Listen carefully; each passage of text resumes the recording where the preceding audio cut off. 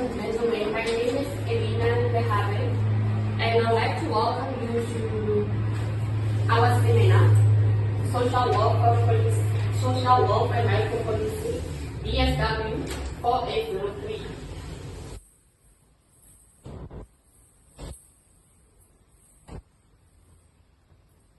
I'll be your program director for today, and we will start by opening and welcoming of everyone. I'll call upon Tebiso to pray for us so that we can proceed with the purpose of the day. Tebiso, can you all stand so that we can pray? Thank you. We all pray for us. Father God, we thank you for today. We thank you that the first of us we pray for strength, and we pray for unity, we pray for God. May the spirit of understanding be among us as we are about to start with this program. We pray that God may lead us, may the Holy Spirit be among us in the name of Jesus Christ. And I will first like to introduce the topic of today, and also to inform you why we are all gathered here today. We are gathered here today for the seminar, and the topic of our seminar, we're going to talk about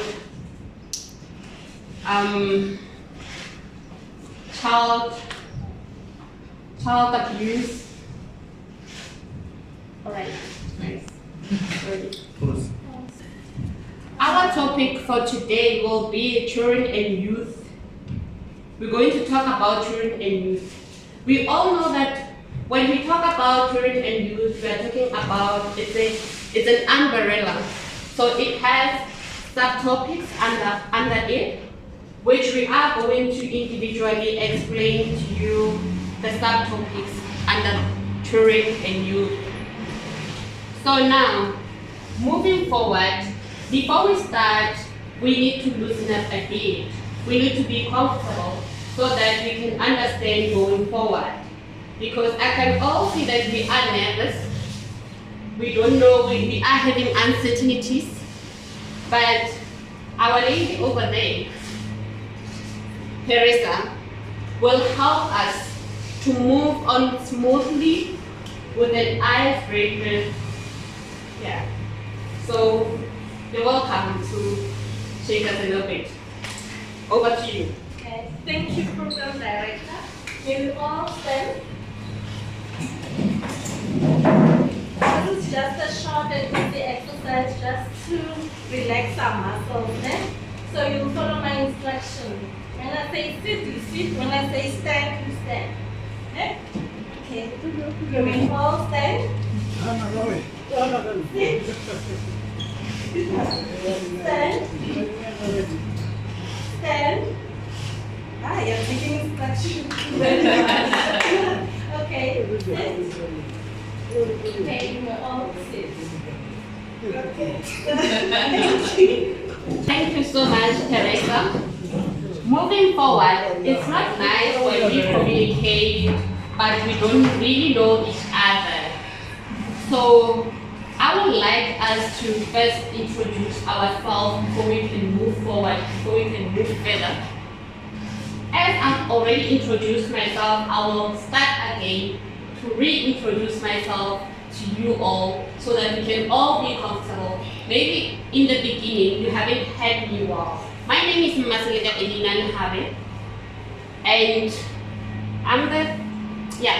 I will hand over to the gentleman next to me. Good morning, colleagues. Should I stand? Stand up. All right. Introduce yourself. Good morning, colleagues. My name is Bonga Koza. Yeah, and that's it. I'm just a student, social worker student, doing level 3. I'm not good with this, guys, isn't it? So bear with me. Yeah. I think that's it. Over to you. Greetings everyone, my name is Ofenze and I'm your group leader for 15.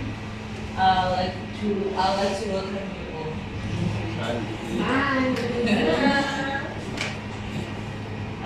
Morning everyone, my name is Lerato Makale.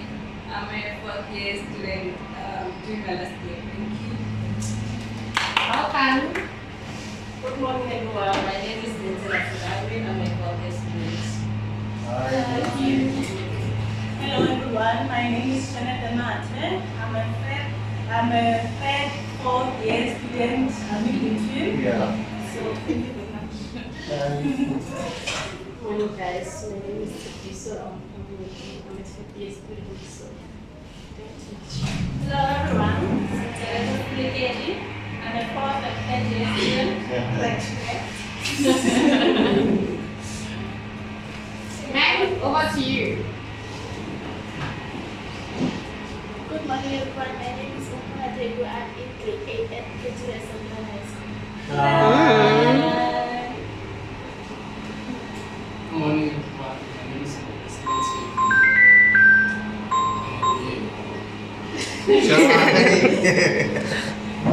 Hey everyone, my name is Please take the call to 7. I'm a future referee Babylon Company and Shine.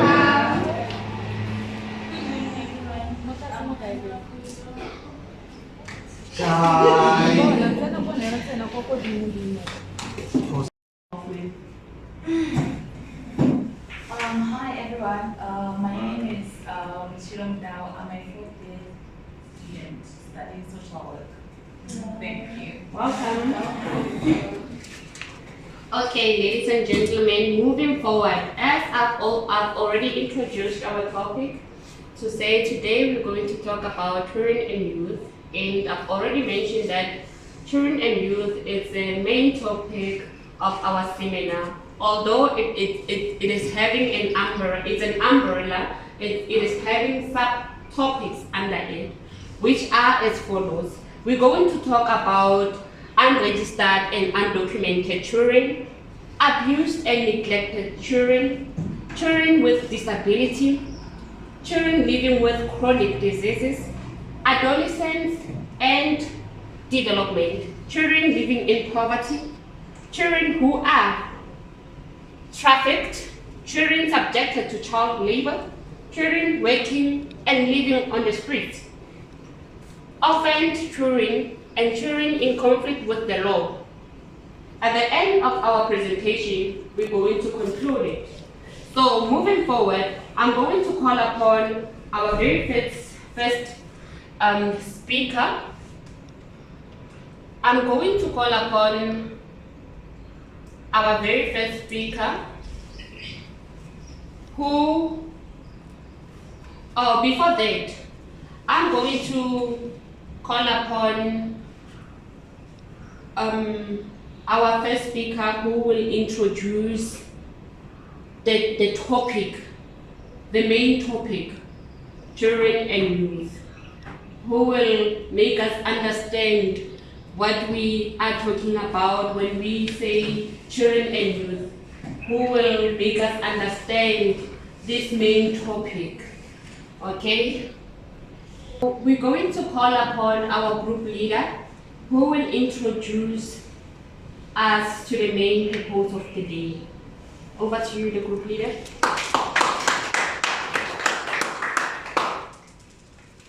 Thank you so much, Elena, for the opportunity. Okay. I'll quickly introduce you to our topic. In our presentation, just a minute.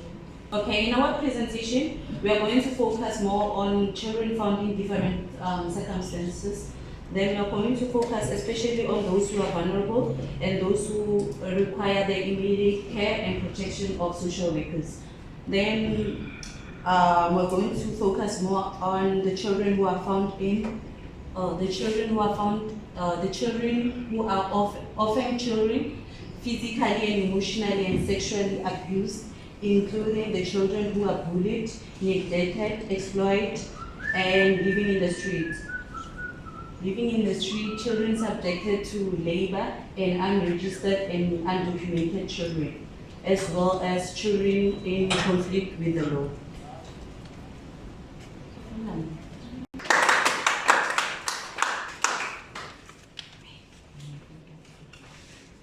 Thank you so much, the group leader. I think now we are having a clear understanding as to why we are here and the purpose of the seminar and the motive for the day. So moving forward, I'm going to call upon our very first speaker. I'm going to call upon our very first speaker who will be talking about unregistered and undocumented children. Over to you, Mister. Thank you, ma'am. It's hard to be a man, guys. You always start with you. Look how high over and you say, the frog, so I have to strongly do. I'm also afraid of it. Anyway, what is the law? I'll be reading. My topic is unregistered and undocumented children. So I'll start with the law so that you can understand again. What is the law? In its legal sense, the following well-known definition of law by Harper and Khan in the book, the South African legal system and its background, will serve as our point of departure. Law, in the strict sense, is the only body of rules governing human conduct that is recognized by the state and, if necessary, enforced. In analyzing this definition, we can list the following characteristics of the law. The law is a set of rules or norms that regulate human behavior or conduct. The legal rules are recognized by the state and sanctioned by the state if necessary.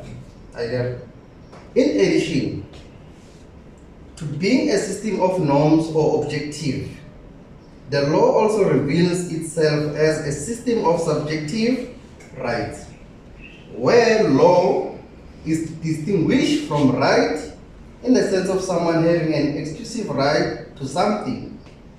In this case, the children have the right to education, a name,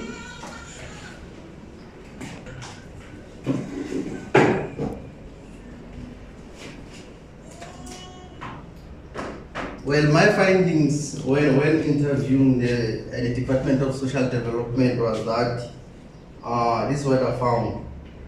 It is important to note that advocating and upholding human rights and social justice in the motivation and justification for social work, the social work profession recognizes that human rights need to coexist alongside collective responsibility. The idea of collecting responsibility highlights the reality that the individual human rights can only be realized on a day-to-day basis if people take responsibility of each other and the environment. And the importance of creating reciprocal relationship with communities. Sorry about that. Most of the children became stateless because of the Act challenge. So there's a conflict between the Department of Social Development and the Department of Home Affairs. According to the Act of Department of Home Affairs, children's status are determined by the mother's legal status regardless that their father is a South African with a valid identity document. So now, on the other hand, the Department of Social Development has to register the child. Now, there's a conflict between Department of Home Affairs and the Department of Social Development. Most children became stateless because of the Act challenge, the Act from the Department of Home Affairs. South Africa will deny a child and say he or she does not belong to us. So is the other country at the end, the child belongs nowhere. We need to review and understand the Act And we need to understand what does the other countries act says. For example, maybe Tangwana, child's from Lesotho, or the mother is from Lesotho. Sometimes it will tell that the South African social worker has a power to make sure that a child has document based on the circumstances of the child. For example, a child has been abandoned by a mother who is from Lesotho. Either way, the child doesn't have a place to stay. So who should be responsible? That's where social development comes in. The social worker has to make sure that the child has document, but another issue is that when you visit Home Affairs, they will tell you how will they help a child from another country. So in that case, the Department of Social Development doesn't win when it comes to child and registered birth. For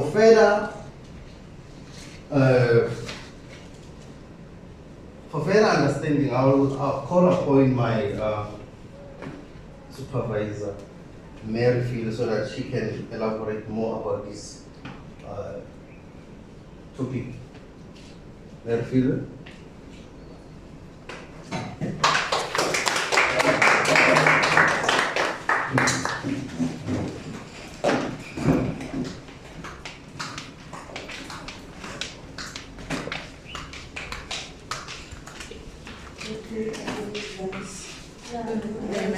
To elaborate more on what Obi said here, our organization is a non-profit organization, which means we do prevention rather than statutory. So for other services, we just refer to the Department of Social Development or other stakeholders for assistance. So as an NPO dealing with child care and protection, we do over the domains of psychosocial support, whereby we should ensure that every child has a best case staying within our area.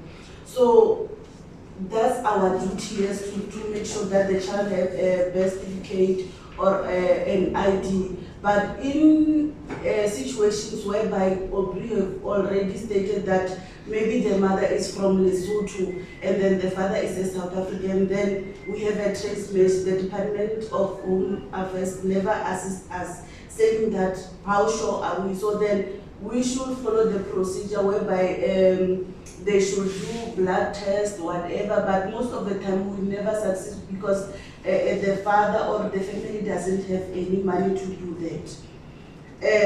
The other side is the other domain is the educational support. We do work with different schools within our area, whereby we don't allow to see any child roaming around the street, not going to school. So the community will report that to our NPO. Is then that as we work with child care, we call them CYCWs, child and youth care workers. So the child and youth care workers will identify the child in the street and then report to the auxiliary social worker.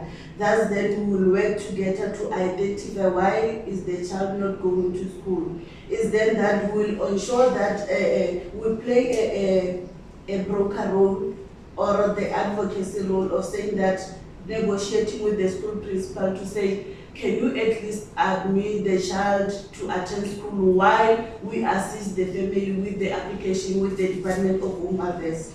So to be honest, most of the cases never get successful because the families, once you advocate for the child, they rest and then leave you with the case. They never want to take it further. So the challenges that we do as the organization is that we do use a system called SIBIMS system in the computer, whereby our clients should be registered on the database. So we are unable to register this child to the database or in our business plan. We cannot, when counting, and then count the foreign children because they do not have any birth certificate. So that's the challenge that we will be operating on unbudgeted children eating the safe packed food of our South African children. So it is also a burden for us as an NPO because we feed someone who doesn't have a budget even from the national. The other challenge is that the school also operates with the same system whereby the child will only be at the school but not be found in the Department of Education system, which means their report will be handwritten. The other challenge is the parents. They don't understand the protocol the social worker work with. They sometimes feel that you don't want to assist them and they will get you and will pass you on the way without greeting you because you fail to help them. So in summary, that's the challenges as the NPO social workers we meet with every day as we try to assist our community. Thank you very much. So much to our social worker, Mrs. Rodrigo. In the beginning of our seminar, I think I've made a mistake. I'm not driving this ship alone. I'm with the gentleman over here. He will be taking over from here going forward. Aubrey will proceed to be our program director for the day. Thank you. Thank you to my co-program director. Moving forward.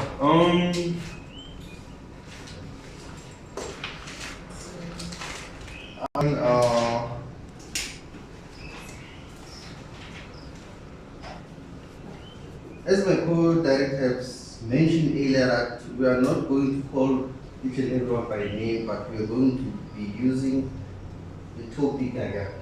So now I would like to call upon abuse and neglected children. Yes. Okay.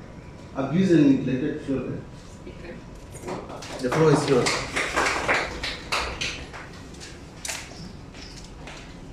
Ladies and gentlemen, I'm back again. My name is Elina Lahaven, and my student number is 62284 622 62284 622. Okay.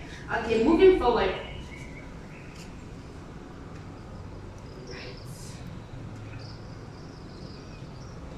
Right.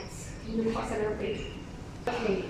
I'm also a third, fourth year student here at University of South Africa, and I will also I'm coming as a student now, and I'll also come as one of the stakeholders from the South African Police Service. So now, I'm coming to you as a student, presenting my case of child abuse and neglect. What is a child? Generally speaking, a child is a human being in the early formative stages of life. A child, according to statutory law, is any person under the age of 18 years. And it is for this reason that the law must intervene to protect and care for the child because it's underage. Since children are the most vulnerable members of society, the law regards them as people who may require social welfare services, particularly when they are in need of protection from abuse and neglect. Children who live in marginalized communities characterized by poverty, dysfunctional households, and collapsed social institutions are more exposed to abuse and neglect. So moving forward, as I've already explained to you what is a child, now we're going to move forward to abuse and neglect as it's part of ill treatment, if I can put it like that. These are forms of ill treatment affect children in many circumstances and in many communities. In recent times, defined by high levels of unemployment, troubled household, where abuse occurs continually. As a result, families are unfed. The state, through its social welfare policies, is obliged to take an active role in caring for vulnerable members. When we define abuse according to statutory law, Section 11, subsection 1 of Children Act 2005 states that in relation to child abuse means any form of ill treatment deliberately inflicted on the child. This ill treatment includes physical abuse, such as assaulting a child, subjecting the child to labor practices that amounts to exploitation. Emotional abuse, on the other hand, states that it includes withholding affection or lying to a child.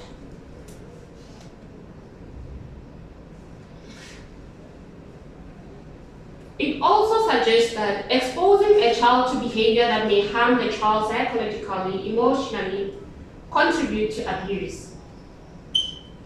Examples could be inferred from acts of violence recently that are in the South African society, where community members enraged by a high level of crime.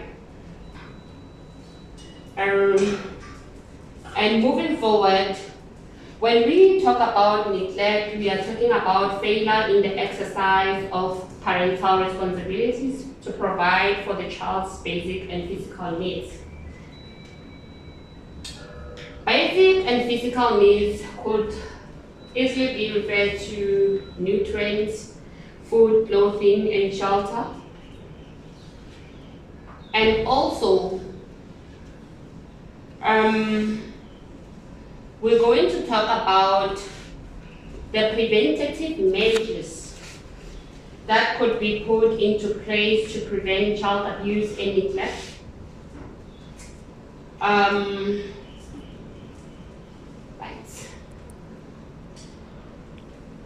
I state that majority of people are not in the broad sense of child laws. Their knowledge of child abuse is largely limited to sexual abuse and assault. Meaning most people, when we talk about child abuse, they're thinking about physically assaulting the child or sexually assaulting the child. Whereas abuse means a lot of things. You know, when you deprive a child the right to education, we are actually abusing the child. But most of us, most of people within the communities, they tend to think that abuse is only when you assault or sexually assault the child. All right?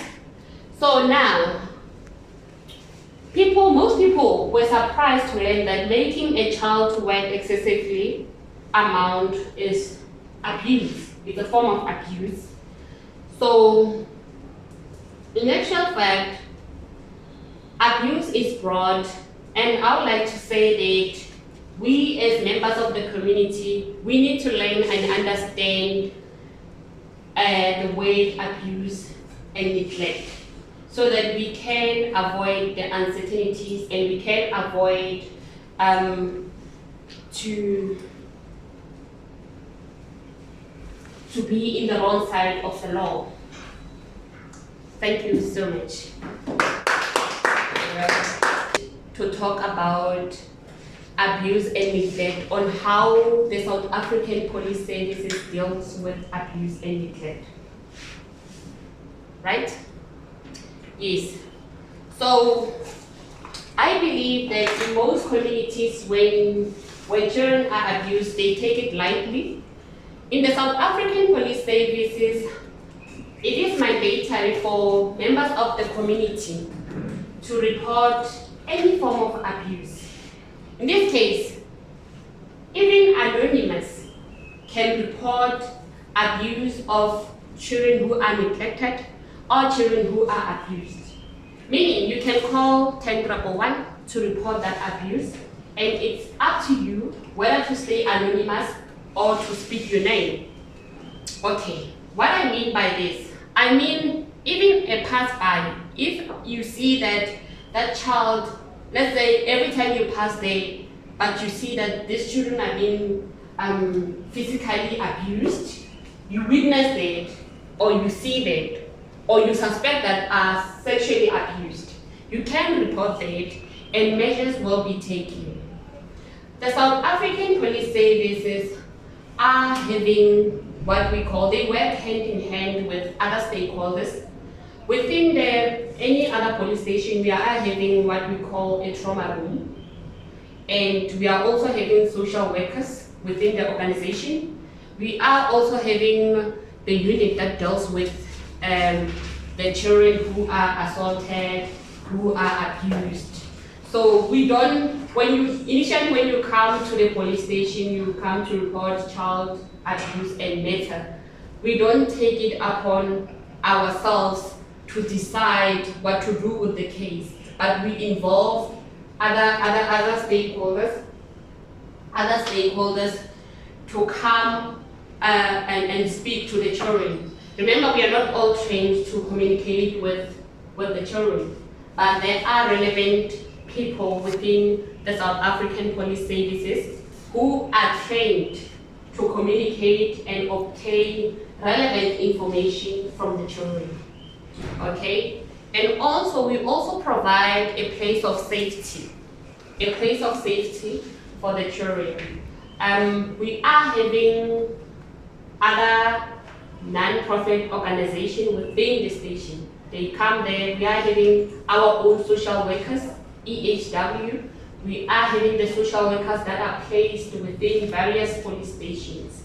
So meaning when you come to the police station to report any form of abuse, we are going to help you and also to refer you to the relevant office. We call it trauma room. That's where you're going to get social workers. In various police stations I've seen they are using Kulula, the social workers are from Kulula NGOs. Yes. So now, it is important to advise the members of the community about child abuse and how it works, and to enlighten them what is child abuse and neglect. So it is important to help the community understand that every child is having the right to good health, education, and family life, and every child has the right to play and recreation. Thank you so much. For some full information. Now I don't know how will I discipline my child, because I'll find some more information on that issue. Okay. Moving forward, I would like to call upon the person who will be representing oh, I forgot to mention my student number. It's 6097065. 6097065. And I'm also the fourth student here. I can't be the only third student. Moving forward, I would like to call the children with disability. Children with disability. Yes.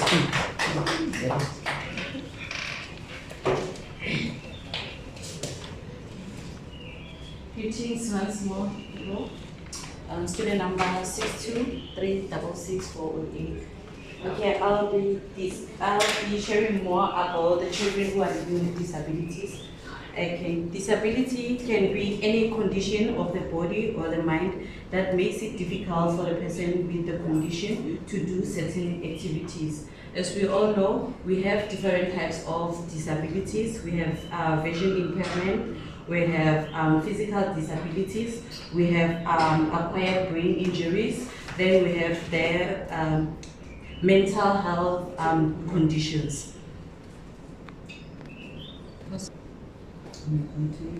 Okay, as we know, it can be overwhelming to raise a child with disability. So there are certain challenges that are faced by people who are living with disabilities, especially at an early stage. They tend to face challenges like accepting the disability. Another challenge that they experience is learning about the disability, to know more about the kind of disability they are facing, and that they can have a normal life.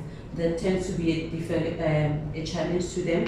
And then as time goes by, they get to face some challenges such as researching, locating, and accessing effective treatment and resources. That is to, let me say, like including to finding, it's fine. A challenge that they are facing is coping with the emotions and physical demands, and getting to advocate for appropriate schooling interventions, accommodations, and placements. That can be another challenge because we don't have many schools that can. And lastly, it could be a challenge of paying for many treatments and interventions not covered by the health insurances, the school systems. And then amongst the challenges, they tend to have stress, can be one of the challenges, as the burden of stress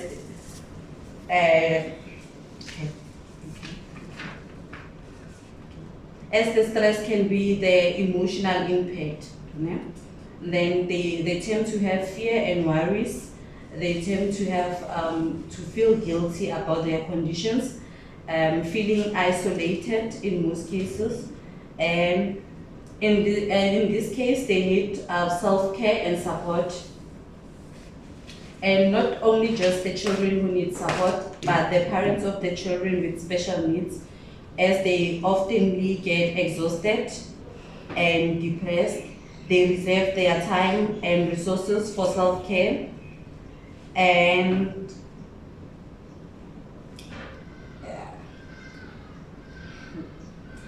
so it is essential for the parents to attend their work, their own needs. And then people should know more about working with the children with disabilities. The way they interact with children is more important, and the support that they give to the children is more important as well as the positivity of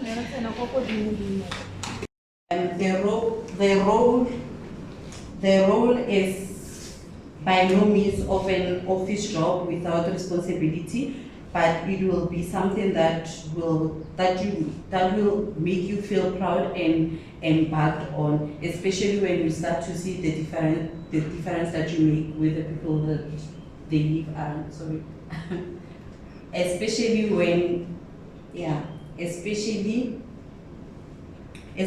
when it starts to they start to see the difference that the people who are living around them. Thank you, Pepe, for that. I've just learned that especially before the condition, so it's children living with disability. Thank you so much. Thank you. I would like to call upon the speaker of this topic, adolescent and development.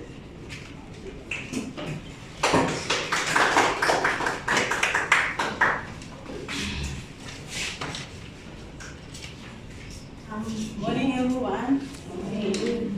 My name is Shanette Ade by Sekamate, and my student number is 55894984.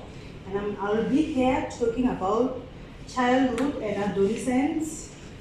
And I'm going to brief only the 3 stages of the childhood and adolescence stages. And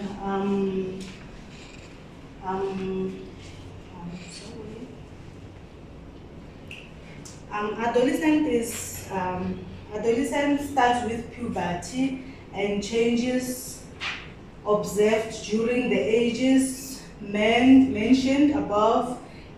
In this phase, both genders are rapid of height and age, development of sexual glands with hormonal changes, the development of facial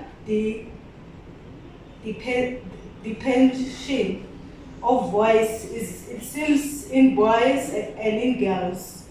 There is a development in breast, hips at the beginning of the menstrual cycle, I mean to say, in girls, you know.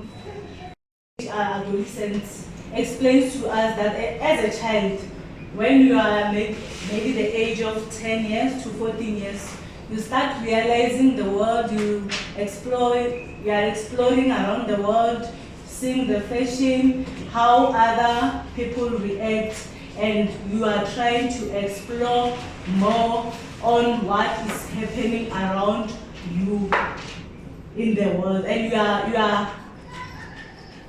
what you are experiencing is an adolescent stage, which you will play around, think that someone has a crush on you, start wearing fashion, like doing more, like playing around, playing music, loving music, and all those stuffs. Thank you. And then I'll now move to the middle stage. Let me return back to the early stage and explain the sexuality of the early stage. Okay? The sexuality of the early stages is that girls physically mature faster than boys. Okay? The shyness, blushing, and modesty, more showing off, greater interest in privacy, experimentation with body, which is menstruation, what is about being normal. That was what I was explaining to you, that boys and girls are different and develop differently. They don't develop in one piece, I mean to say. And then the physical changes are girls in height and waist, growth of public in underarm hair, which is under the, yes, and increase in perpetration, body odor develops, increase in oil production of hair, skins, breast development, and menstruation in girls will in girls, growth of testicles and penises. I'm sorry to say that. Wet dreams in boys, developing of boys growth to do, and all things that you were supposed to do that when you were 16 or 17 years old, which is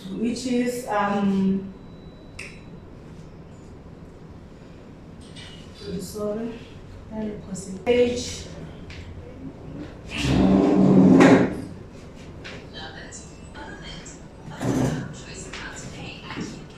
Phase in adolescent stages, treating psychological, cognitive, emotional, developmental, family problems, biological vulnerability, behavioral, psychological, mental, and developmental family problems, trauma and loss, health-related problems, stress and coping related to developmental stage changes, problem in social content, peer pressure and poverty. These are the factors, these are the problems that we face with every day as in the stages of adolescent stage, in the stages of the adolescent stage. Okay. So my stakeholder today didn't make it because they had an event in their organization today. So their things clicked. So she sent me a voice record that explained the adolescent and late childhood and late adolescent development, because they had an event and she was the one who is wanted in that event. It was very much important because they were dealing with the same topic I'm talking about, the adolescent stage. They wanted to show children how to live and how to express their emotions and physically, mentally, psychologically, and how should they talk to their parents and how should they talk to their friends at school and everything. So she sent me a voice record. I'll include it in the video to show that the event was very much important. She cancelled it today. Yesterday, she promised me that she will come. Adolescent stage, this is a very crucial stage, guys. If one doesn't get guidance from home, he or she will probably go home and get it outside again. So let's normalize to be or to do or to have health talk with our kids. A mistake is made by a person. I've made a mistake here. I've jumped one of the speakers. So you'll have to forgive me, okay? I'll call upon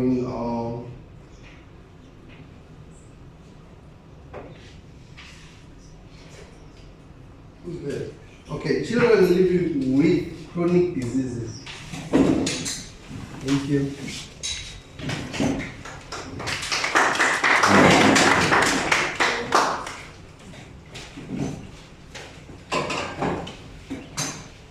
Thank you so much, Aubrey.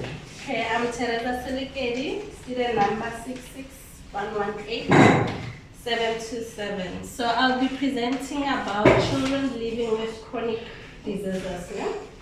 Chronic diseases are conditions that last a year or more and require ongoing medical attention. They can limit activities of the daily living of that person.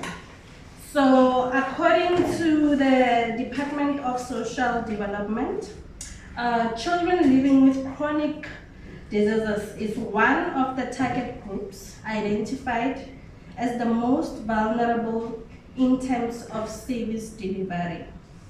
The most common chronic diseases that affect children, they include HIV, asthma, ADHD, which is attention deficit and hyperactivity disorder, epilepsy. It also includes cerebral palsy, autism, diabetes, amongst others. So the main focus in the presentation today will be on HIV and ADHD. I have found that these chronic diseases are the ones that affect majority of the children in my community and in other communities, and are being treated at the primary healthcare level. The others mostly are referred to the hospitals or specialists. So I visited a local clinic where I met up with a healthcare professional who deals with children who have chronic diseases. And at the facility, I found that it only deals with children who have uncomplicated HIV and ADHD. So she further explained that with the help of community care workers, teachers, health promoters, school health nurses, they assist in discovering and referring children who may present with symptoms of childhood illnesses or diseases, which include the chronic ones, Therefore, in that way, it gives the healthcare professionals an opportunity to investigate, assess, examine, and make proper diagnosis and manage the children accordingly, or even refer them if there's a need. They could be referred to the hospital, specialists, or social services. So the challenges that they come across with regards to providing healthcare to these children who have chronic diseases, specifically the HIV and ADHD, are that the parents do not bring the children to the clinic. There's lack or inadequate information and education with concern to the chronic diseases. There's lack of understanding about the children's condition. Some parents refuse to give concern to test the children, especially for HIV and AIDS. With those challenges, adherence and compliance becomes poor to a point that the child would miss their follow-up dates, which makes those with ADHD to relapse.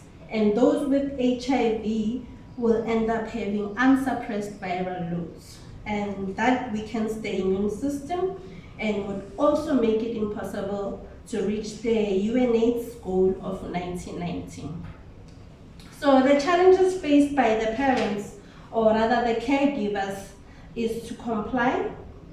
Most of them say it's due to relocation, not having money to bring the child to the clinic. The parents give an excuse of misplacing the clinic card with the follow-up dates. Some say they have forgotten to bring the child to the clinic. Some say the child has enough medication. So some say that they have consulted with traditional healers too, so they feel that their child doesn't need any health assistance.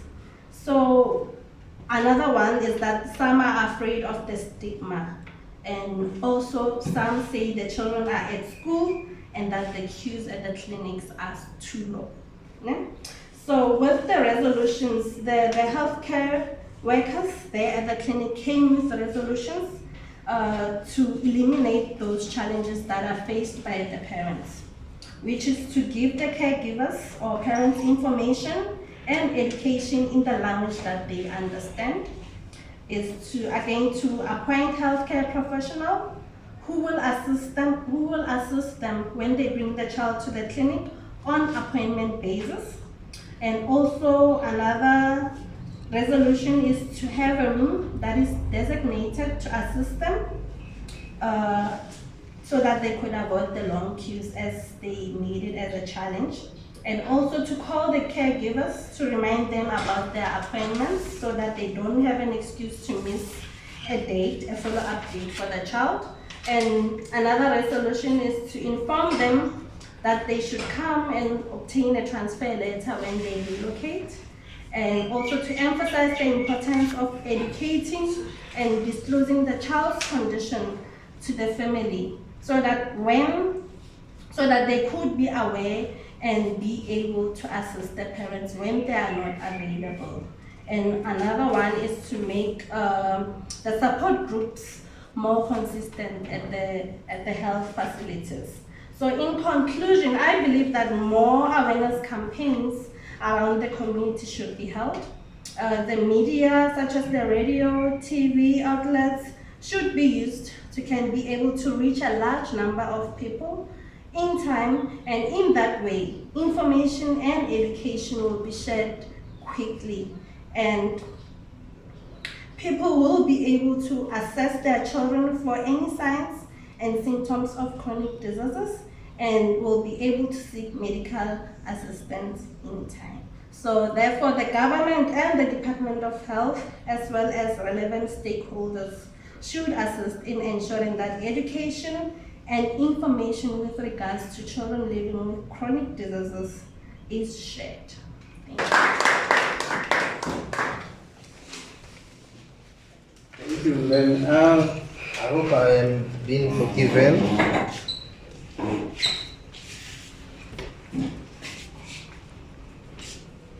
Okay, moving forward, I would also like to call the speaker who will talk about children living in poverty.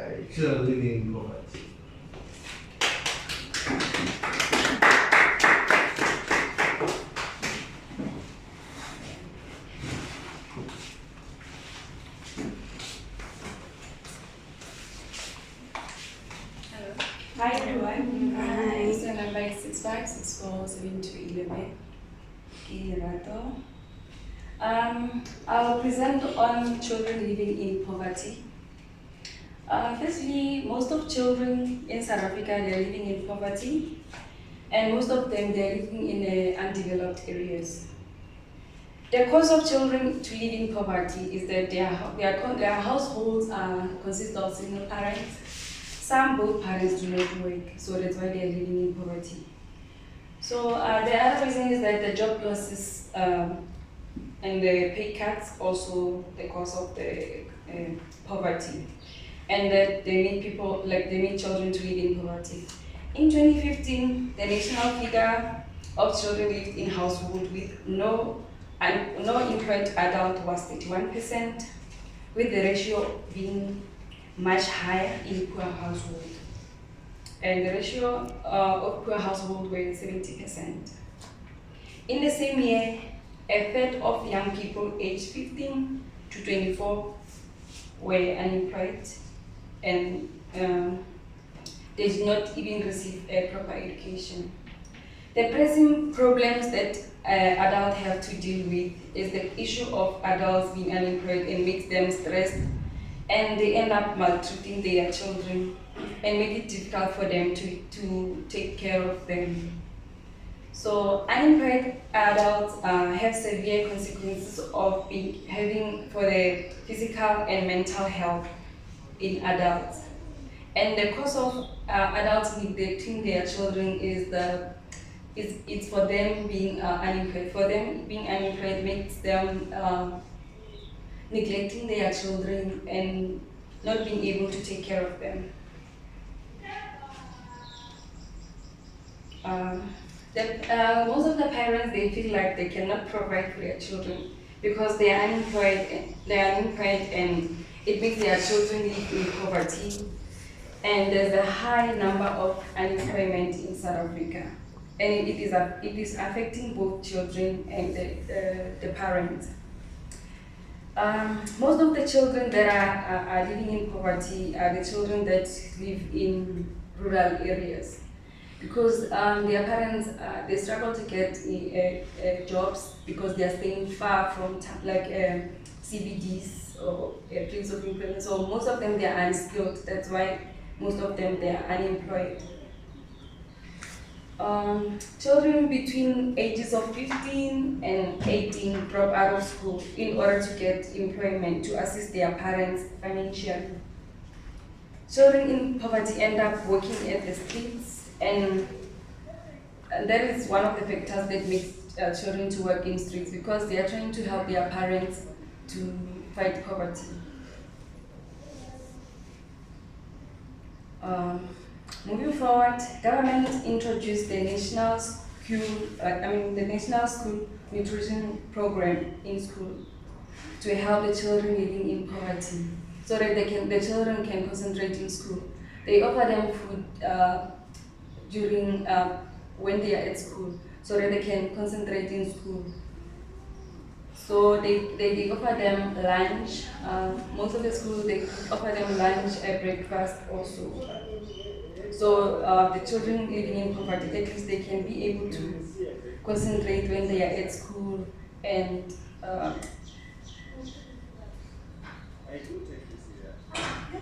attend school as well. Sorry. Moving forward, children living in poverty, most of them do not have access to safe drinking water, because most of them they live in informal settlements. And in informal settlements, there are no water.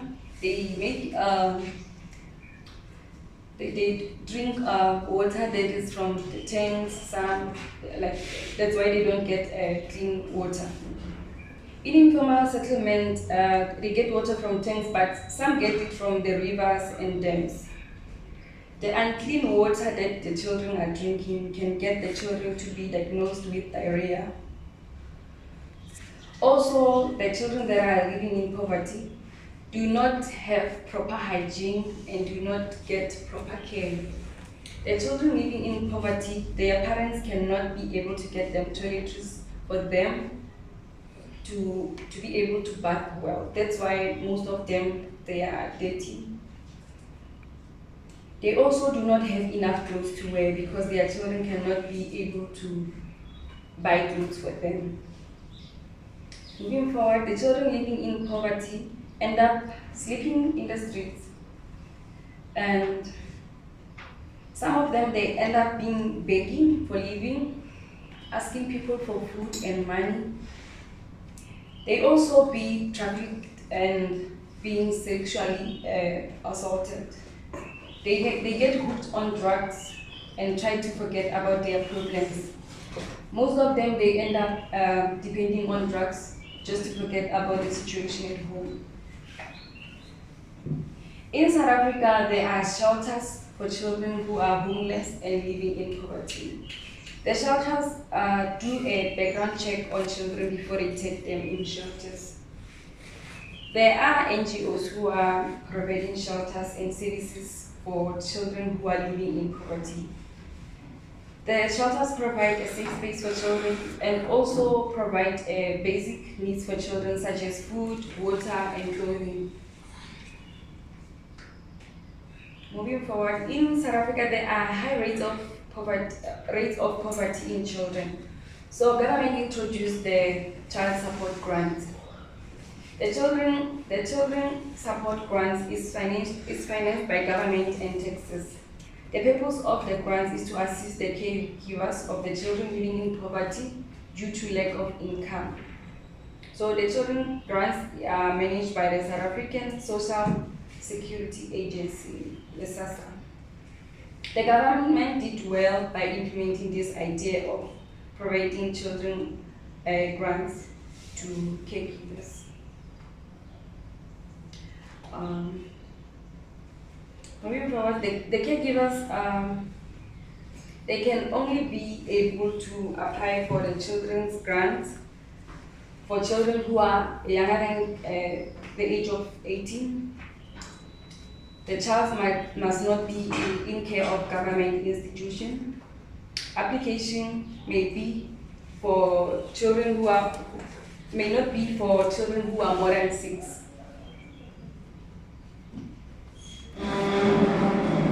And then moving forward, the SASSA makes sure that the children's grants are received in order. The caregivers receive the grants in manner, and then they can provide for the children. So majority of children cannot attend school because of the financial situation at home. So the children grants can also help for caregivers to pay the school fees in the schools that they pay school fees, and also buy food and clothes for them. That's the end of my presentation. Thank you. Thank you, ma'am, for such a beautiful information. I thought maybe I'll be having 10 kids so that they will all get the grant. So now I'll just find out for it. It's only 6 kids, ne? So I have already 6 kids. So if I have 10 kids, 3 want to be or 4 want to be getting the CSG. Okay. Yeah. It's hard. Okay, I would like to call upon our next speaker on this topic, children who are trafficked.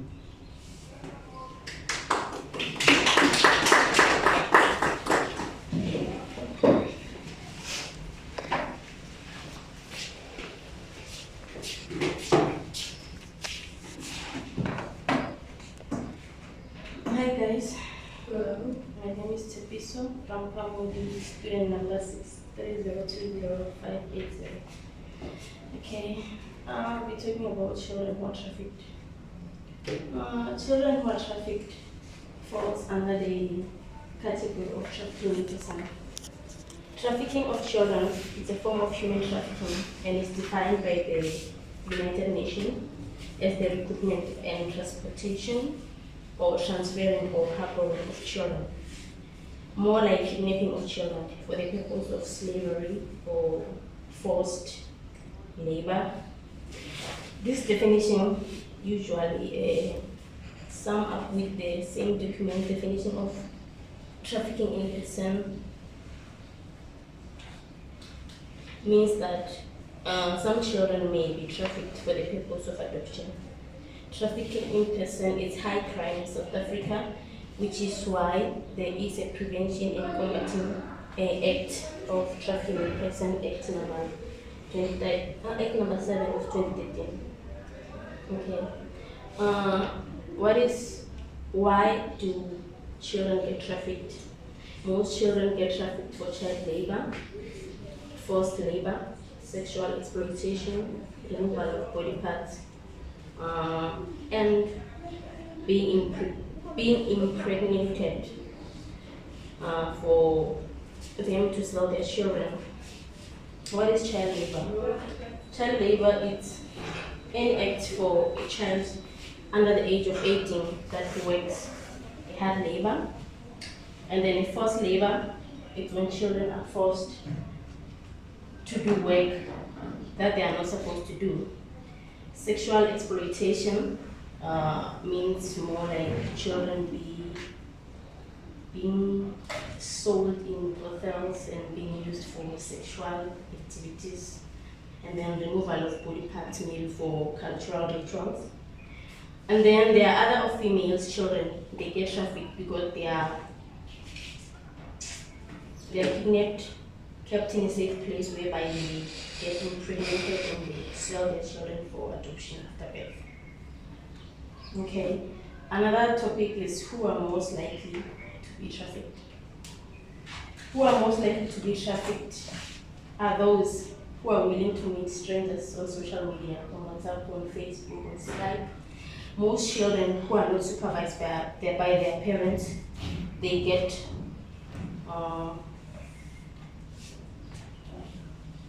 trafficked.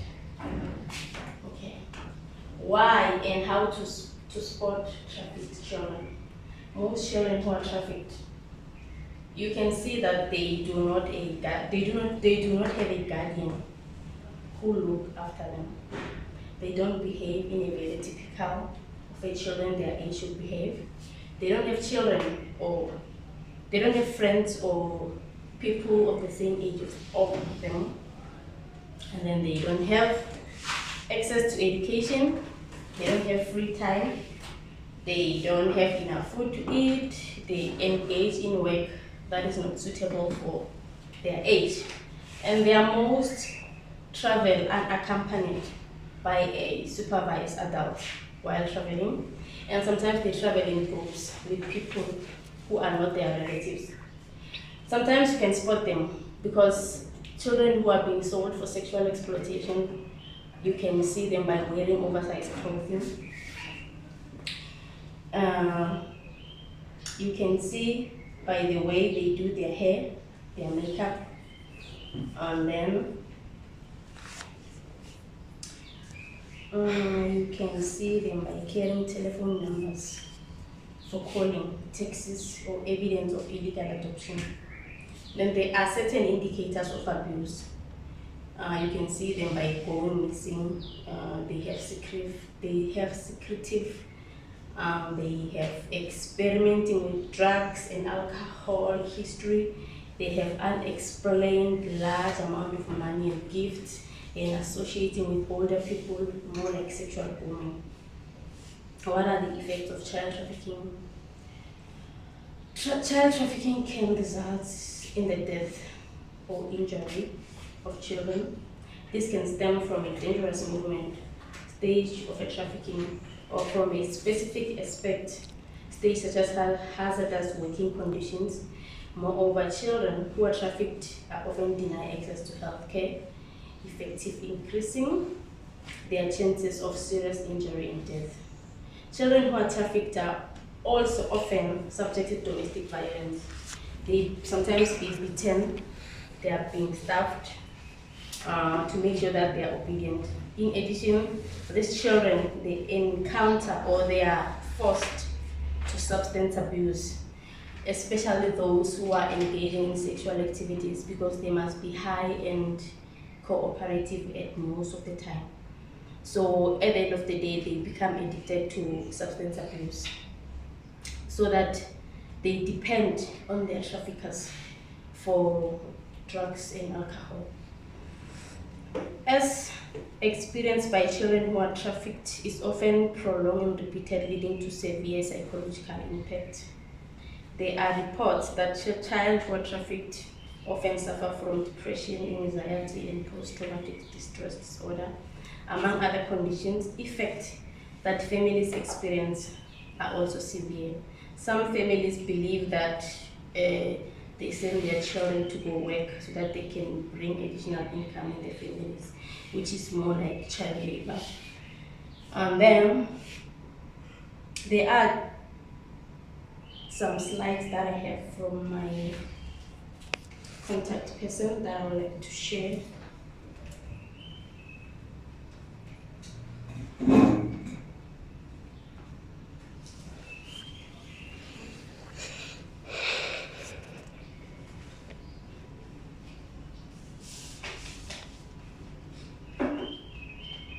Okay, it says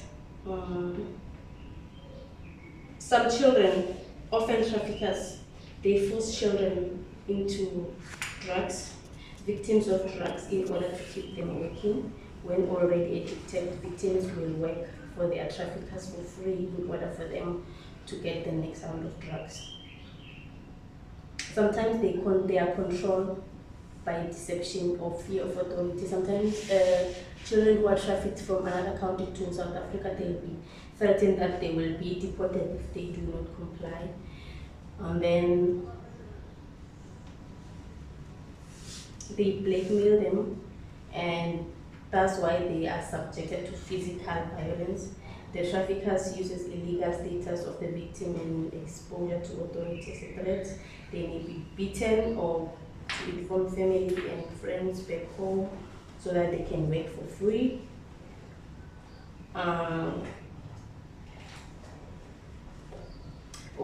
Sometimes the victims, they develop the relationship with their trafficker, which is called the Stockholm syndrome.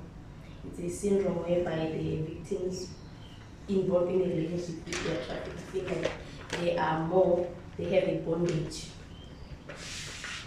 And yes, that was the end of my presentation.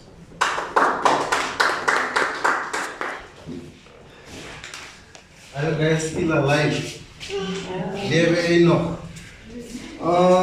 Child trafficking is very serious. It's a serious matter, guys. Again. So we need to take care of those children and our community as well. I would like to call our next speaker on children subjected to child labor.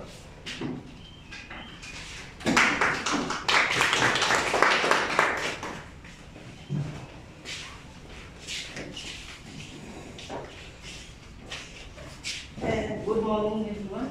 Good morning. My name is Nelly Salari. My student number is 6250-2263. And my fourth year student, BSW. I'm going to talk about children subjected to child labor. The child labor receive a little attention from the government and non-government organizations. This includes unpaid domestic worker and work in the informal sector. Cultural determination of children work includes gender norms and age subordination. The term work is not limited to work for gain, but this includes the chores and household activities that are performed at home. And the girls are more vulnerable to sexual form of exploitation. Girls are even forced to work as a domestic worker at a very young age for money. There's a deep determination of child labor. The determination of child labor can be categorized into internal and external factors. The internal factors are household size, parent level of education, and participation in labor force and gender inequalities. The external factor involves the functioning of the labor market, production technology, and increase in informal sectors. Children are more preferred over adults as a result of low wage earning. Most employers, they employ children so that they can get low money than adults, because the adult will demand more money. And then if they don't work, poverty will determine the child's labor. And then according to the legislation, conformity of the internal standard is also important. The legislation should also consider gender needs and effects of ethics, culture, and religious and other forms of discrimination of child labor.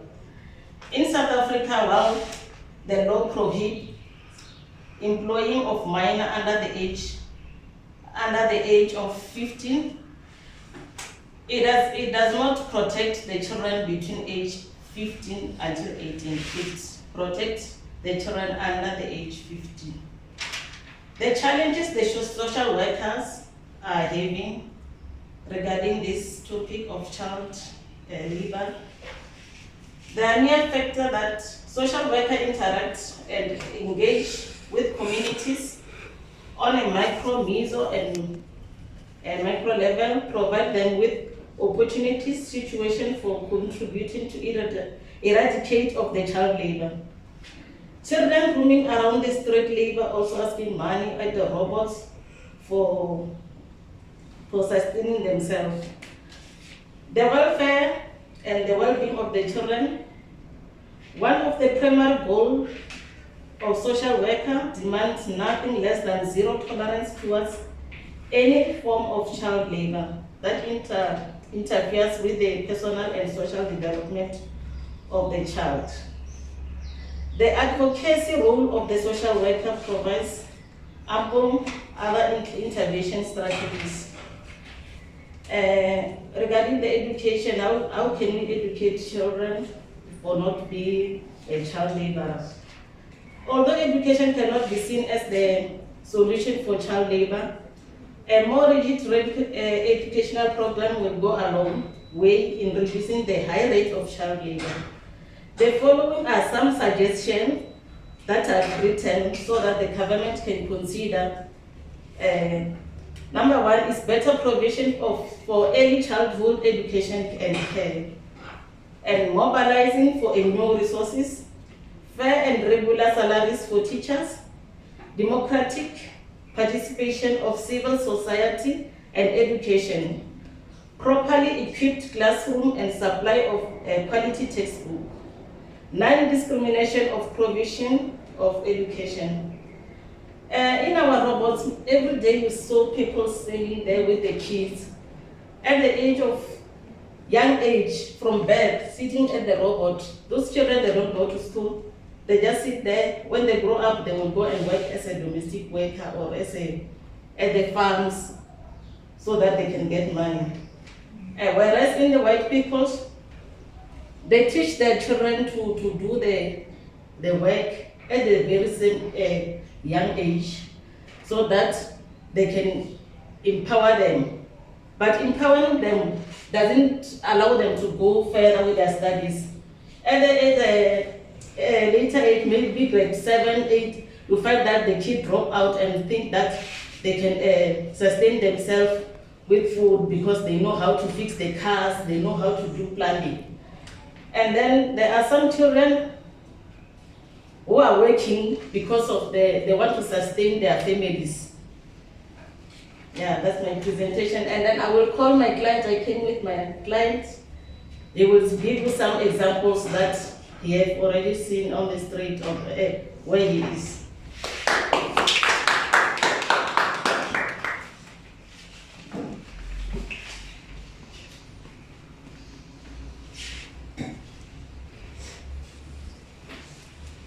Good morning. morning, everyone. My name is Onkulu Samategu, and I'm an aviation pilot in the making. The topic I was asked to present is about child labor. As you know, social working revolves more in communities. I have a few examples in my community. But before I start, I'd like to emphasize that people often mistaken child labor with ordinary hobbies. Our parents often make this mistake. In my generation, I think we choose more money than school as per se. We should have mistaken it for child labor. For example, a close friend of mine, while we were still in school, would open an ordinary car wash at the corner of his house for extra money during holidays. In my opinion, that's not child labor. That's a way to ensure that we get extra money or a hobby per se. As people do have different hobbies. An example of child labor is a schoolmate of mine, back when we were in grade 8, failed his first year in grade 8. If I remember correctly, he failed grade 8 2 times. And instead of going back and trying again, he dropped out of high school and went to work in a close-by popular car wash in my community. How I envied him back then. But where is he now? That's child labor. Or a friend of mine who completed matric at the age of 17 years. And according to law, she's still a child, right? Instead of furthering her studies, she went to work at a local fast food outlet in the beginning of this year. By April, she quit saying it was too much work. By August, she went to work at the same fast food outlet, but this time in Hatfield. By the beginning of October, she was already the manager.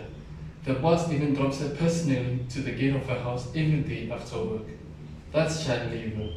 How about a grade 10 learner who unfortunately became a result of teenage pregnancy and now works every day after school in a local spa?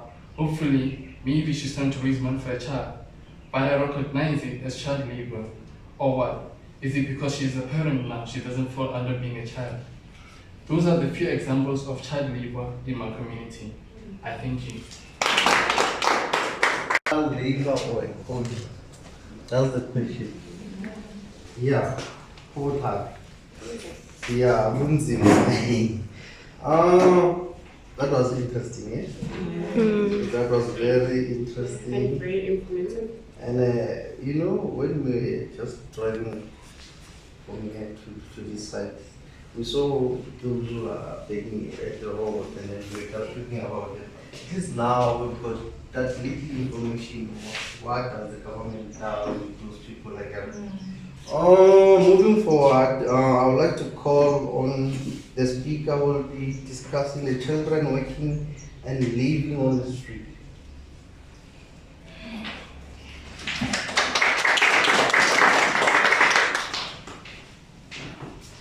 My name is Wichiro Dao and my student number is 64330-850. Okay, so today I'm going to be talking about children working and living on the streets. So according to the United Nations, children living and working on the streets are described as a girl or boy who the street has become source of livelihood and they do not have any form of protection or supervision from adults. So, and then children living and working on the streets can further be subdivided into 3 categories.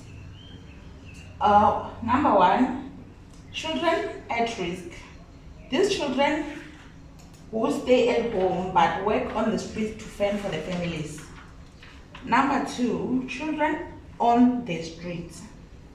These children, they spend a lot of the time on the street but have family support. And then the third one is children of the streets. These ones live and work on the streets and have no form of contact with family.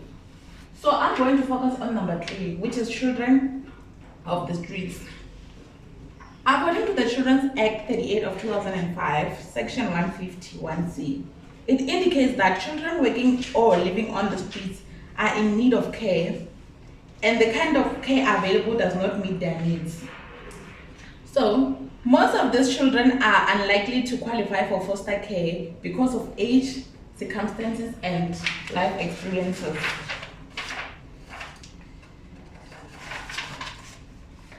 And then in this group of children, they are a dynamic population because their needs and circumstances change regularly due to internal and external forces. children are already exposed to risk factors that make them more vulnerable to violence, substance use, lack of access to everyday essential services such as health, education, and mental health issues. So, these children to cope with realities while living on the streets, such as trauma, illness, hunger, stigmatization, and discrimination, such children will resort to using substance as a way of escaping reality. So as we know, substance use at a young age when children are still growing up can cause a long-term problems in adulthood. Street children suffer from mental health issues. They often suffer from depression, anxiety, and trauma. Street children are targeted by abusers. They are vulnerable to exploitation by abusers who may sexually assault or recruit them into criminal activities. So such children end up forming part of gangs in order to get some sort of protection.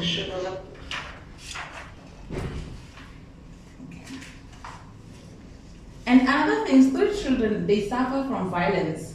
They become more vulnerable due to not being registered and not having adult protection. And then at some point they are targeted by the government officials. They are frequently targeted by the police, beaten, held, and charged without due process.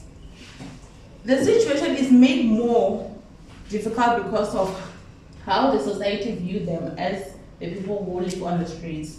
They are often described as criminals, and people are often afraid of them because of they think that they're gonna rob them, attack them, and all sorts of things. So children living on the street require legal protection by the state, recognition of their rights, and also have access to the public service. NGOs can provide entry point to basic services including shelters, food, health provision, education, and income generation projects. And another thing, organizations working with vulnerable children need to work towards preventative measures to reduce the number of children who end up on the streets. And then the prevention measure starts with assessing families who just separated recently to find out how the children are coping with the separation and the family dynamics. Thank you.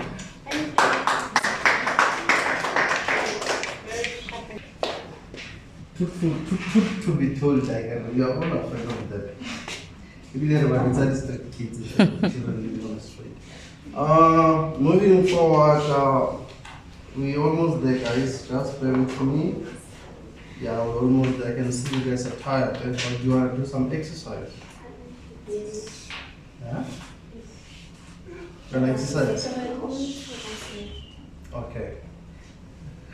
I'd like to call our speaker on offending children.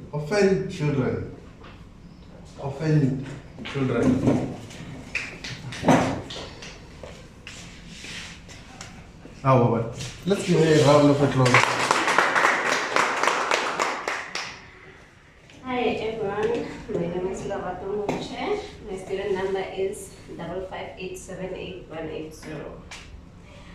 I'm going to be talking about orphaned children. Okay, an orphan child is a child whose parents died in common usage. Only a child who has lost both parents due to death is called an orphan. The loss of parental support and loved one during childhood can have a long-lasting impact on mental and physical health. These children are more likely to experience violence and abuse and be neglected and exploited. Okay. The impact of HIV and AIDS on the psychological health of an orphan. Psychological trauma for an HIV and AIDS orphan begins the moment when the parents develop the debilitating symptoms of AIDS. Before they actually become orphans, many children are exposed to painful and slow death of their parent. As if this is not traumatic enough, the stigma surrounding this disease amplifies the psychological distress of an orphan. Children orphaned by AIDS expressed greater level of stigma than other groups, even other children who were orphaned due to factors other than AIDS. A major psychological health issues affecting numerous studies is post-traumatic stress disorder, PTSD. Okay. Okay, a psychiatric disorder that can occur in people who have experienced or witnessed a traumatic event. The impact of HIV and AIDS on family structure and living situation. For orphans who have lost both parents, African tradition leads to the extended family to typical assumed responsibility of the children. While in some cases this may turn out to be a good situation for an orphan, others are not so likely. Often children who are passed on to extended families are exploited. For example, many are forced to trade their education for work in order to help ease the financial burdens of the extended family. This may be the only option for the entire extended family's survival due to the burden of another child when the family was already struggling with poverty before the arrival of an orphan. Okay.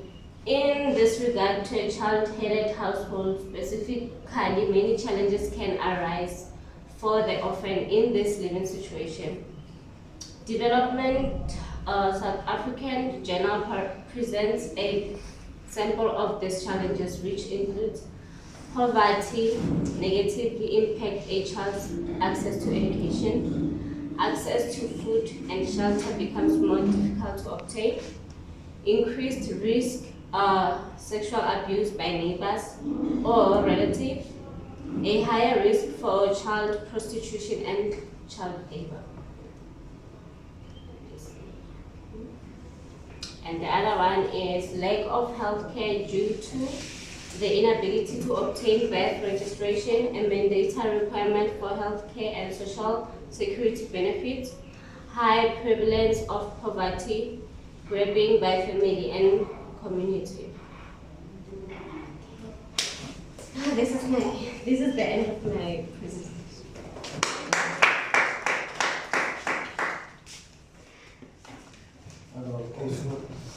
Nice and short, I would like to call the last speaker, and after our last speaker, we are going to conclude there. So I would like to call the speaker of children in conflict with the law.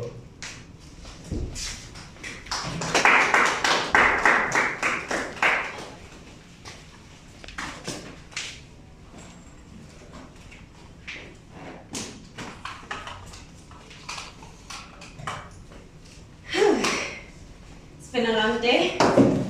Yeah. My name is Vinolia. My surname is Piri. My student number is 59745061. And today my topic is about children in conflict with the law. So I actually like that my topic was at the end, because then it includes each and everyone's topic. So then you get to see how all the topics that were discussed then influence children or lead them to committing crimes. So when I say crimes, there's different types of crimes, and I'm going to get into that, but before I'd like to introduce my topic. So children who are in conflict with the law refers to children who are under the age of 18, but not older than 12 years old. So according to the Child Justice Act, children who are 12 years old do not have criminal capacity. So they can't be charged or they can't be sent to prison or child and youth care center because they're believed to not have capacity. But when you're 14 years old and above, then you're believed to have criminal capacity. So if you commit a crime, then the procedure has to follow. Okay, so after introducing my topic, I am also going to say that we looked at how these children are then exposed to situations that put them at risk of committing crimes. So I'm going to link like some of the topics that we mentioned. For example, we mentioned poverty and how that plays a part in children committing crimes. So for example, you look at a situation where it's a child-headed household, for example, orphans. So you are a child, let's just say you're 15 years old, and you have siblings, you don't have a mother, you don't have a father, you're not employed, but you need to eat, because it's a need, it's everyone's need. There's no source of income. Then what do? That then may lead you into committing theft. So according to the law, if a child steals an item that is above the amount of 2,500, right? Then that is under Schedule 2. So that means that you could actually go to a trial and you could be convicted for that. But if you steal something that's under the amount of 2,500, then they're like, oh, then okay, maybe we'll send you for a program and then you'll have to finish off that program, and after finishing off that program, then it's okay, And then we have the Child Justice Act 75 of 2008. So the Child Justice Act protects children, right? So we all know that we have rights, but our rights come with responsibilities, and we have legislations and policies that protect us. So the Child Justice Act protects children, right? So the entire process of being convicted from the time steps come to come and take you up until going to court, up until being sent to a child and youth care center. It's an entire process, but with that, there's the Child Justice Act that protects the child's rights, right? So that's the aim of the Child Justice Act. So with that, the objectives of the Child Justice Act, right? It enforces the rights of children, right? Fostering the child offender's dignity and worth. Remember, regardless of what they did, whether it was rape, whether it was murder, whether it was theft, they still have rights and they have dignity and worth. That doesn't mean they're worthless, right? So that's where the Child Justice Act protects them. It reinforces the right to be treated with respect. We all deserve to be treated with respect, regardless of what we did. Because I always believe that no child grows up and says, you know what, I want to be a rapist, or I want to be a murderer, or I want to, for example, go and steal. It's our childhood experiences, such as being orphaned, being raped, being abused, being neglected, being trafficked, child labor. These are some of the factors that actually lead to children committing crimes. If you ask 12-year-old today, what do you want to be? Oh, I want to be a doctor. And then life happens and it doesn't work out how we always plan or how we always want, right? And I always believe that people should be given a second chance. I remember there was this one time in school when they asked that, do you believe that someone who committed murder should be given death sentence? And I said no. And then I was young, I didn't really understand why I said no. But as you grow up, you then realize that maybe this person who committed murder might have experienced their parent being murdered, Maybe they were in a situation where it was a robbery, and not because they wanted to rob that person, but because of life circumstances. They had to do that, and you panic. Before you know it, there's like a person on the floor, there's blood everywhere, and it's murder, right? So I'm not saying they should get away with that. And I don't really believe in punishment, but I believe in getting the source of the problem, the root of the problem, and dealing with that so that we have better people in our community. I always say it starts with us as individuals. We have children, we have siblings. How we raise our children and what we expose our children to can make them better people. So I'm not saying that if you're a good parent and you do everything according to a book, then your child won't go astray. Like I said, there's adolescence, there's a substance abuse, there's peer pressure, right? But what role are we playing as individuals, as community members, as student social workers to make sure that there's change?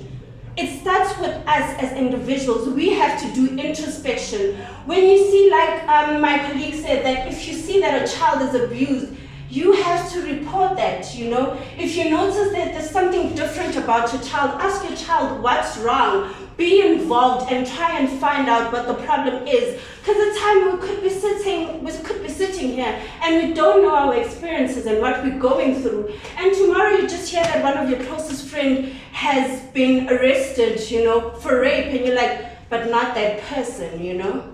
We start judging them, but we don't even we don't understand where it started, what's the root of the problem. So as social workers, I always believe that we need to educate ourselves on legislations and how we can bring change into our communities, into our country. I mean, it's sad to see that social workers that are unemployed, and there's so much that's happening in our communities. I mean, there's nyaupe, it's substance abuse on its own, you know, that leads to crime, that leads to rape. You get what I'm saying? So what are we doing as a people? What are we doing as a community to save our people, to save our communities? So it starts with us, right? So I also have it here that criminal behavior can often be traced back to our childhood and our experiences and our trauma. So I did my 3rd year practicals at Mukhale Child and Youth Care Center. So this is where then you would find children who are in conflict with the law. So I'd give an example with one of the clients that I had. So this client was gang raped by 7 boys, right? And this guy, how he shared his experience, he was young. I mean, being gang raped, and then you're being teased because of your sexuality, you're being teased. And then there was this one time that he was teased because of his sexuality. And because he wanted to prove a point, he then raped a 9-year-old.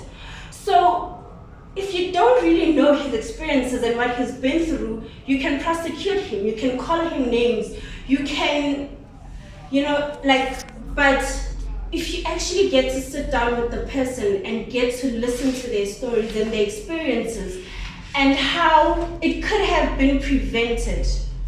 You get what I'm saying? And then you get another client who would tell you that, you know what, I come from a household where I had a mother, I had a father, they were both employed, they had everything, they lacked nothing, right? But then growing up, it's peer pressure again, and then you meet friends, right? So with friends, you get a friend who's from a broken, okay, I wouldn't say a broken household, but I'd say not a household where then they have everything, right? There's substance abuse, peer pressure. Oh, okay, let's do this, let's do that. The next thing he knew, there was a robbery and he had stabbed someone. So then you don't know his story, but you would stand here and you would start prosecuting them. So I'm not really saying that the things that are doing are right, because it also affects the victim and our community. But I'm saying that if you sit down and look at how we could play a role to actually change and actually reduce all of these things, I don't know if I'm making sense, but from where I'm sitting, I feel like it starts with us as student social workers, as social workers, to make a difference. And instead of judging, let's try and find out the root problem and deal with that. Thank you.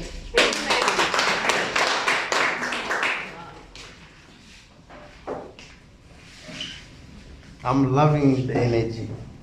The energy was so wow. Yeah, it's as I'm saying, like, most of the time we judge bullies and say, oh, this is a bully, this is a bully. And we tend to forget that a bully is also a child who in need of help. So yeah, we are in our conclusion. I think everyone agrees with me when I say you should do the conclusion.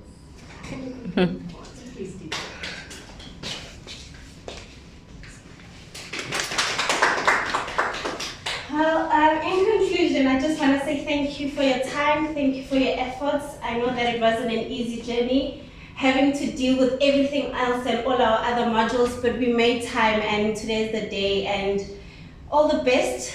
But like I said, that all our topics were linked, And it's up to us to save our children from being trafficked. Like they said, human trafficking is real. I remember in one of our broadcasting, and when they were talking about broadcasting and what they were saying, it was really traumatizing, because you get to see the number of children that go missing.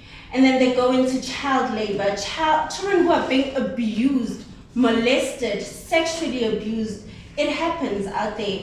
And imagine a child being sexually abused, and then when they grow up, they imitate the same behavior that they saw, and they are then now rapists, you know? And you get to see someone who rapes with no remorse. And then you question and would say, but how do you do it?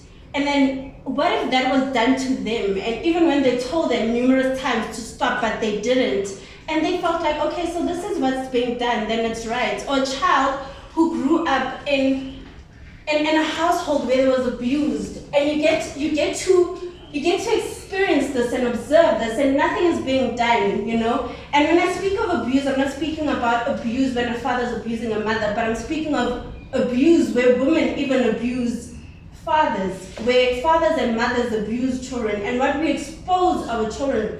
Like, I get to see a video where there's a mother and a father, and they're involved in sexual intercourses, and there's a child there. And in my mind, I'm like, but how? How do you get to do this and you feel like it's right? What are you exposing this child to? So you are then teaching this child that what we're doing is right. This is the behavior they grow up and imitate in our society, in our communities. You know, so if you get to see children who are abused, speak up. You know, we should encourage our children to speak about what they see in school.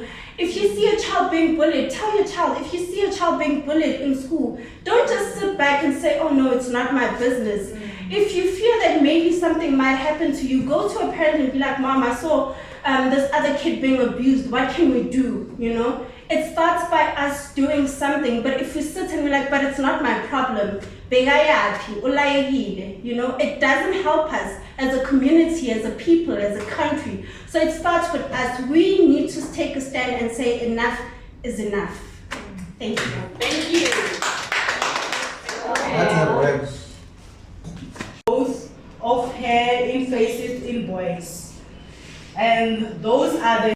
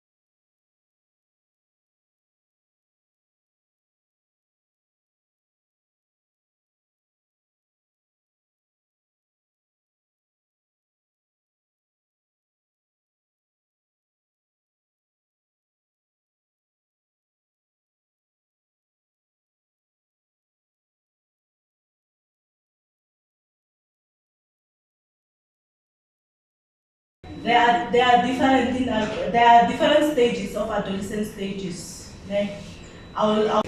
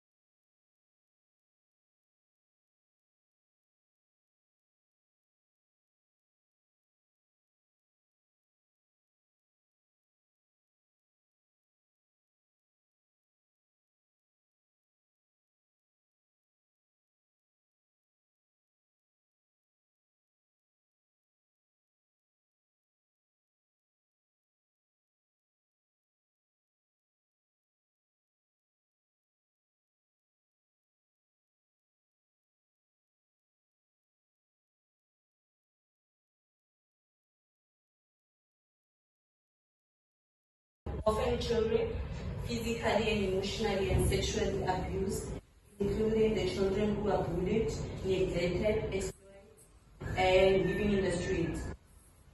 Living in the street, children subjected to labor, unregistered and undocumented children, as well as children in conflict with the law.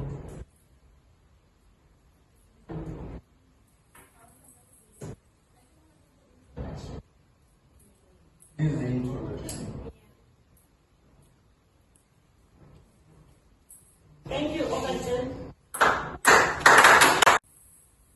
Thank you so much, the group leader. I think now we are having a clear understanding as to why we are here and the purpose of the seminar and the motive for the day. So moving forward, I'm going to call upon our very first speaker. I'm going to call upon our very first speaker, who will be talking about unregistered and undocumented children. Over to you, Mister. Thank you. It's hard to be a man, guys. They always start with you. You go higher over a spark and they say, so I have to be strong even though I'm also afraid of it. Anyway, what is the law? I'll be reading, my topic is unregistered and undocumented children. So I'll start with the law so that you can understand. What is the law? In its legal sense, the following well-known definition of law by Harper and Harvey in the book, the South African legal system and its background, will serve as our point of departure